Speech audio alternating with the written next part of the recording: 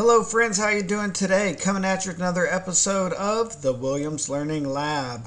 Today we're going to discuss how to write chemical formulas. Here we see a balanced equation of nitrogen reacting with hydrogen to form ammonia, NH3. So in blue I have the subscripts colored. The subscript indicates the number of a particular element in a chemical formula. So for nitrogen we have 2. In hydrogen we have 2 hydrogens in that.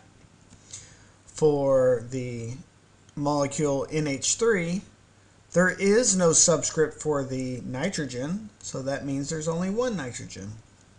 There's a subscript of 3 for the hydrogen, so that tells us there are 3 hydrogens. Now we have these things called coefficients. Well, for nitrogen, there is no coefficient, so we can assume that it's just 1. Okay? For hydrogen, we have a coefficient of 3. So that means for every 1 nitrogen, we have to have 3 hydrogens to yield 2 of these ammonia molecules. So this 2 in front of the ammonia says we have 2 of those molecules. And so this balanced equation is a way to think of as a recipe to be able to make this product. Let's do some examples. Alright, in these examples, zoom out just a touch, we are tasked with the prompt, write the number of atoms of each element from the chemical formulas. So this first formula we have is NaCl. I'm just going to write the element that we have and then the number of each of those elements. Well, there is no subscript there, so that means it's just 1. For chlorine, we have no subscript, so there's 1 of those. Next we have CO2. For carbon, there's no subscript, so we have 1 of those. For oxygen, we have a subscript of 2. So that means we have 2 oxygen atoms. Next we have this CaSO₄. For calcium, we have 1 atom. For sulfur, there is no subscript, so we have 1 atom. For oxygen, we have a subscript of 4, so we have 4 atoms. Let's try again with the magnesium. The magnesium nitrate is what I think it's called. Magnesium. Now here we have a situation where we have parentheses. All right. The magnesium, we can look to see how many are there. It's just whatever the subscript is after it. So there is no subscript, so that's 1. Now for this nitrogen, it's inside of the parentheses. So we're going to look at the subscript after the nitrogen. Well, there is no subscript, so there's 1. But outside the parentheses, we see the subscript of 2.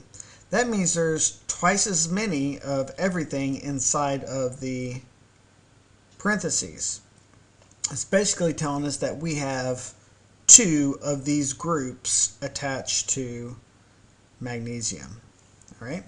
So the way we're going to do this, we have 1 nitrogen inside the parentheses, and we're going to multiply it times 2 because we have 2 of the groups. All right. So we're going to put 2. For oxygen, inside the parentheses, we have 3 oxygens in this NO3 group. All right. Now we take those 3 oxygens and we consider the 2 outside the parentheses. Well, we have 2 of those groups, so we can do 2 times our 3 oxygens gives us a total of 6. If you have any questions, please put them in the comment section below. Let's do a few more examples, but this time let's add some coefficients. Remember, the coefficients are the numbers on the outside, and they tell you the number of those molecules or compounds that we have. we're tasked with write the number of atoms of each element from the chemical formula. All right, so we have 2 KBr. There is no subscript, so we have 1 potassium. But since we have a coefficient of 2, that means we have 2 total. For our bromine, there is no coefficient, so there's 1. But we have the coefficient of 2, so we have to multiply that 1 times the 2. Next, we have SiO2. There is no subscript after the silicon, so there's 1 in that molecule, times 3 of those molecules. So we'll have 3 atoms. For the O2, the 2 tells us there's 2 oxygens, but we have a total of 3 molecules. So 2 times 3 is going to give us 6. Next, we have our 3H2SO4. The hydrogen, we see we have 2 as a subscript, so we have 2 hydrogens in the molecule, times 3 molecules, and that's going to give us 6. For sulfur, we have no subscript, so we have 1 sulfur in the molecule, times 3 molecules. So that gives us 3. Now oxygen, the subscript tells us that there's 4 oxygens in the H2SO4 molecule, and the coefficient says there are 3 of those molecules, so we'll do 4 times 3, and that will give us 12. Finally, we have this coefficient. We got some parentheses here, so this is a little bit more challenging. It's very doable. We just think our way through it. For copper, there is no subscript, so that means there's 1 copper per molecule.